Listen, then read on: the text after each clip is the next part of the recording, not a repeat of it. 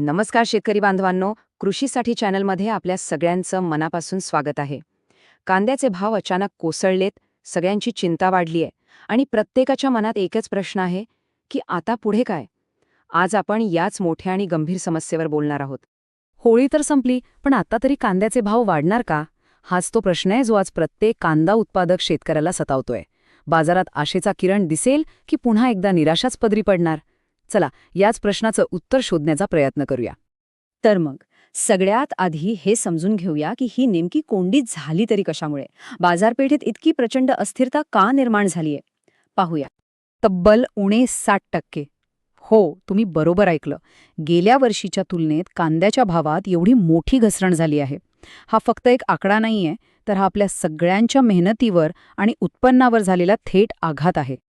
आता हीच टक्केवारी जर आपण आकड्यांमध्ये पाहिली तर बघा, नाशिकच्या बाजारपेठेत गेल्या वर्षी उन्हाळी कांद्याला सरासरी 2100 रुपये प्रति क्विंटलचा भाव मिळत होता आणि यावर्षी तोच भाव थेट 1300 रुपयांवर येऊन ठेपलाय. म्हणजे क्विंटल मागे 800 रुपयांचा फरक. ही तफावत खूप मोठी आहे. आता ही जी भावघसरण झाली आहे ना, ती काही एका कारणामुळे झालेली नाहीये. अनेक गोष्टी एकाच वेळी अशा घडल्या आहेत की त्याचा एकत्रित परिणाम म्हणून भावावर प्रचंड दबाव आलाय. इथे बघा कसं एक चक्र तयार झाले. एकीकडे होळीमुळे बाजार 3-4 दिवस बंद होते, त्याचवेळी नवीन उन्हाळी कांद्याची आवक बाजारात यायला सुरुवात झाली.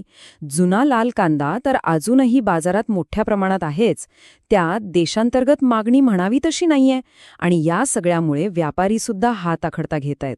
म्हणजे सगळीकडूनच भावावर दबाव वाढलाय.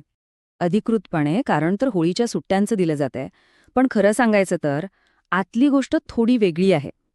कमी भावामुळे शेतकरी आक्रमक होऊन आंदोलन करतील या भीतीने व्यापाऱ्यांनी सुट्टी घेणं जास्त सोयीचं मानलं आहे, असंही बोललं जातंय. आता देशातल्या या समस्या तर आहेतच, पण त्यात आणखी एका आंतरराष्ट्रीय संकटाची भर पडली आहे. आपल्यापासून हजारो किलोमीटर दूर सुरू असलेल्या एका युद्धाचं सावट आपल्या कांद्यावर आलंय. पश्चिम आशियामध्ये जो नवीन संघर्ष सुरू झालाय त्याचा थेट परिणाम आपल्या कांद्याच्या निर्यातीवर होऊ शकतो. कारण यामुळे आपल्या निर्यातीचे मार्ग धोकादायक बनले आहेत आणि त्यात अडथळे निर्माण होण्याची भीती आहे. ही आहे होर्मुझची सामुद्रधुनी. हा इराणच्या जवळचा सागरी मार्ग आहे जो युरोप आणि आशियाला जोडतो. आपल्या कांद्याची निर्यातसुद्धा मोठ्या प्रमाणात याच मार्गाने होते. आता जर या संघर्षात इथे काही गडबड झाली तर आपल्या एकूण कांदा निर्यातीवर थेट 20% परिणाम होऊ शकतो. विचार करा, हा किती मोठा फटका असू शकतो. तर या सगळ्या देशांतर्गत आणि आंतरराष्ट्रीय परिस्थितीमध्ये पुढच्या आठवड्यात महाराष्ट्रातल्या प्रमुख बाजारपेठांमध्ये नेमकं काय चित्र असेल? चला, याचा एक थेट आणि रोखठोक अंदाज घेऊया. तर हा आहे आपला अंदाज. नाशिक आणि मराठवाडा पट्ट्यात भाव आणखी घसरण्याची शक्यता आहे, त्यामुळे तिथे जोखीम जास्त आहे. विदर्भातल्या शेतकऱ्यांसाठी थोडा दिलासा आहे, कारण तिथे भाव स्थिर राहण्याची शक्यता आहे, म्हणून जोखीम कमी आहे. तर पुणे आणि पश्चिम महाराष्ट्रात भाव स्थिर राहतील किंवा त्यात अगदी थोडीशी घट होऊ शकते, म्हणून तिथे मध्यम स्वरूपाची जोखीम आहे. आणि आता सगळ्यात महत्त्वाचा प्रश्न, मग ह्या परिस्थितीत आपण करायचं तरी काय? कांदा विकावा की साठवून ठेवावा? आपली नेमकी रणनीती काय असायला हवी? सध्याच्या परिस्थितीत सगळ्यात महत्त्वाची गोष्ट म्हणजे संयम. बाजारात एकदम गर्दी करू नका. किमान पुढचे 10 दिवस तरी थांबा.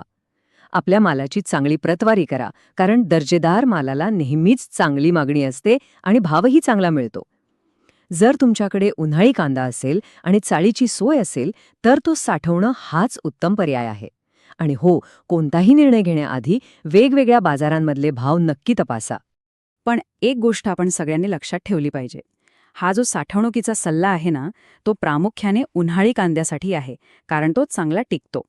लाल कांदा हा नाशवंत असतो, त्यामुळे तो कधी विकावा हा निर्णय पूर्णपणे तुमच्या स्थानिक परिस्थितीवर आणि तुमच्या मालाच्या स्थितीवर अवलंबून असेल.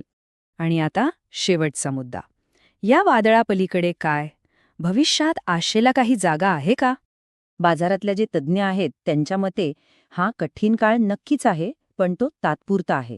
त्यांचा असा अंदाज आहे की येणाऱ्या काळामध्ये परिस्थिती नक्कीच सुधारेल आणि विशेषतः उन्हाळी कांद्याला यावर्षी चांगला बाजार मिळणार आहे. म्हणून एक गोष्ट आपण लक्षात ठेवूया.